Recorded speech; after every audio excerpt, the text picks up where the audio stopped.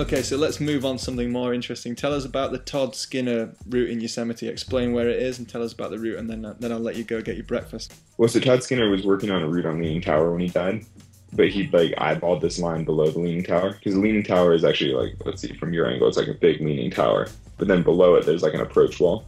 And so he was working on something up here, and then he unfortunately fell and died.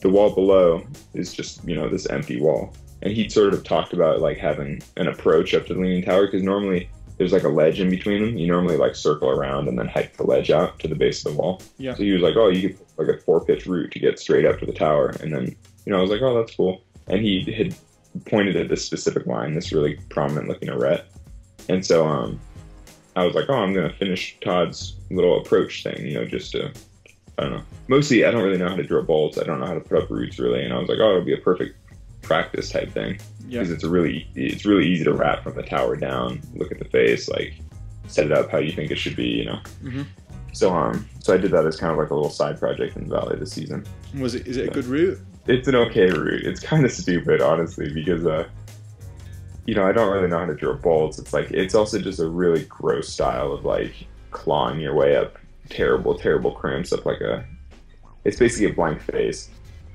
and it's just an unpleasant style, where you really have to just claw at little holes.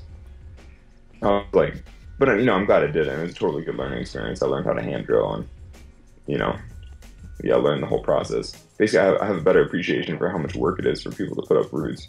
And I was like, oh boy, that's freaking crazy. Yeah, it's a lot, especially if they're doing it on the lead. It's really hard work, isn't it? Yeah, it's funny because I read a bunch of stuff on American forums about like, oh, he's repelling, rat bolting, blah, blah, blah, like terrible style. He should have done it on hooks. And I'm like, dude, you guys can go up there and do that thing on hooks. Like, it's a total joke. It's like a completely blank wall. Like, you can't hook. And actually in one of the videos, I think you can see that it starts with like probably like a V6 slab problem. Like, you basically start from this boulder next to the wall, and you basically jump onto this 1 foothold and then just like claw your way up if you can stay balanced right.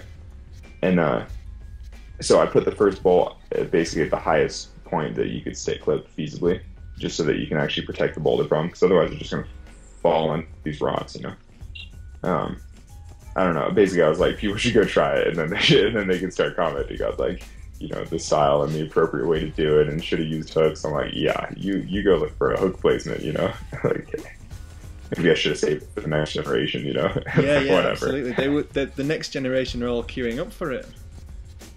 Yeah, exactly. Because you know how much the next generation loves like ultra technical slab climbing. Yeah.